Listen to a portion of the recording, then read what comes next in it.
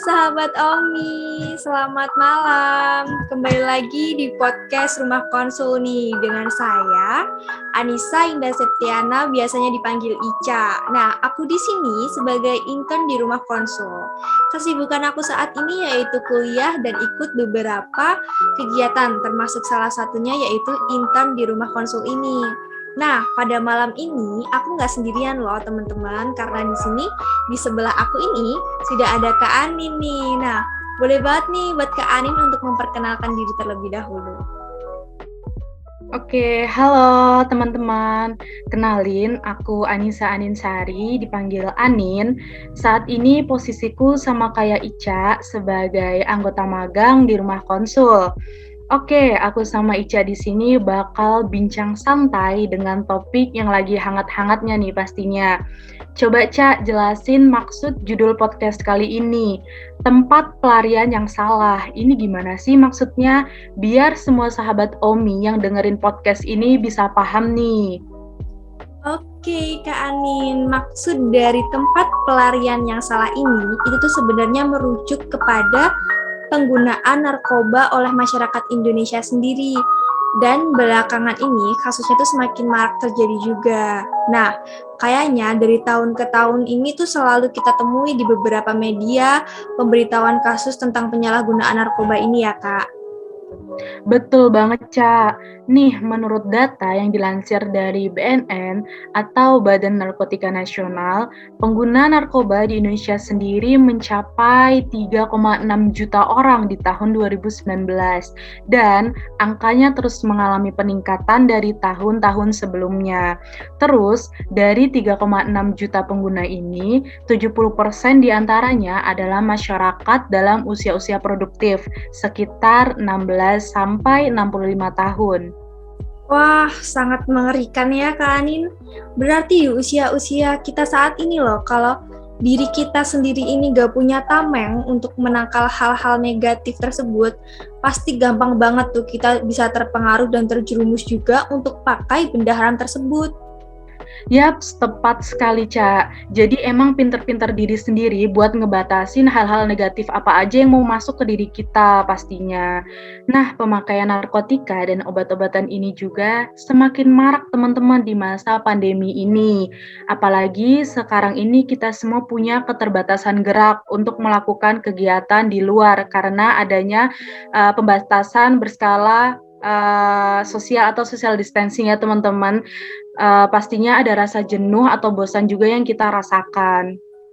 Wah, bener banget itu Kak Anin ya. Nah, sama halnya nih, akhir-akhir ini tuh banyak kasus selebriti papan atas yang tersandung kasus narkoba nih Kak Anin. Mereka punya alasan masing-masing ya sebenarnya untuk menggunakan benda-benda haram tersebut.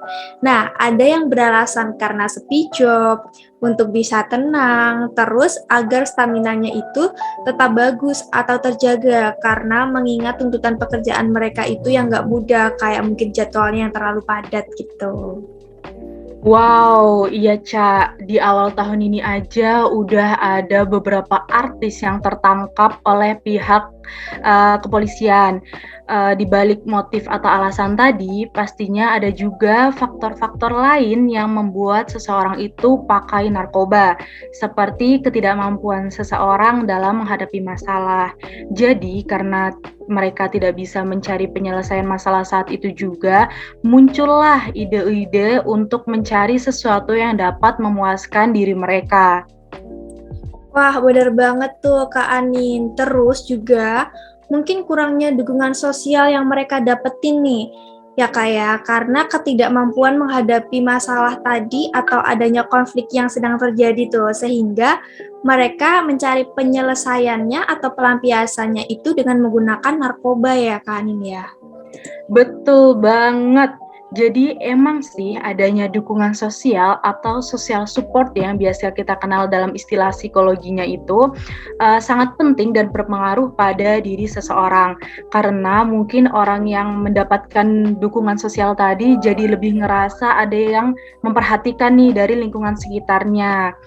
Oh iya Ca, dari perilaku negatif tadi pastinya punya dampak negatif juga ke si pemakai narkoba tadi. Dampaknya apa aja sih? Oke, bener banget tuh Kak Ani. Nah, terutama untuk dampak ke kesehatan mental nih yang sebenarnya itu berdampak banget nih untuk penggunanya sendiri itu. Nah, dampaknya itu mulai dari paranoid, depresi, gangguan kecemasan, gangguan panik, dan juga halusinasi. Dan yang lebih ditakutkan lagi, dampak dari penggunaan narkoba jangka panjang itu bisa bikin kecanduan. Aduh, ngeri banget ya, Cak. Ini nih yang lebih ngeri lagi itu bisa berdampak ke kesehatan mental individu. Sebenarnya apa sih penyebabnya bisa sampai ngebuat orang si pemakai tadi bisa membuat mental illness-nya dia nih terganggu, Cak?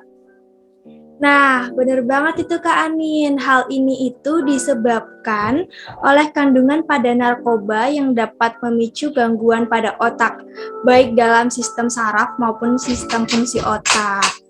Oh, iya iya iya iya. Dan aku juga pernah baca, Cak, kalau narkoba itu punya efek menenangkan. Makanya orang yang pakai narkoba tadi jadi sulit lepas karena ngerasa udah nyaman menggunakan narkoba tadi.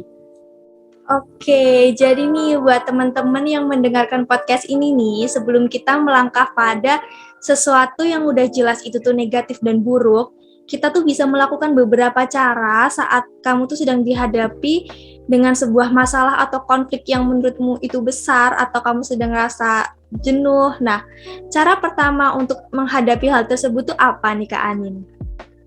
Oke, cara pertama yang bisa kita lakukan adalah menenangkan diri sendiri terlebih dahulu dengan cara me time pastinya. Me time itu waktu untuk diri sendiri tanpa kehadiran orang lain ya teman-teman. Ada segudang manfaat yang bisa kita dapatkan dari melakukan me time tadi, seperti memberikan kesempatan otak kita untuk beristirahat, kemudian juga bisa menjernihkan pikiran kita, dapat mengurangi stres juga teman-teman, dan sekaligus merevitalisasi tubuh kita ya.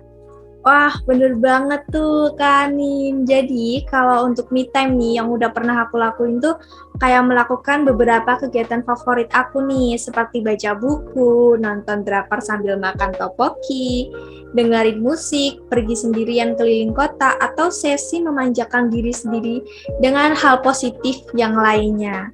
Nah, kalau ngomongin soal me time nih, sebenarnya bentuk me time dari setiap orang itu beda-beda ya, yang jadi senyaman teman-teman semuanya.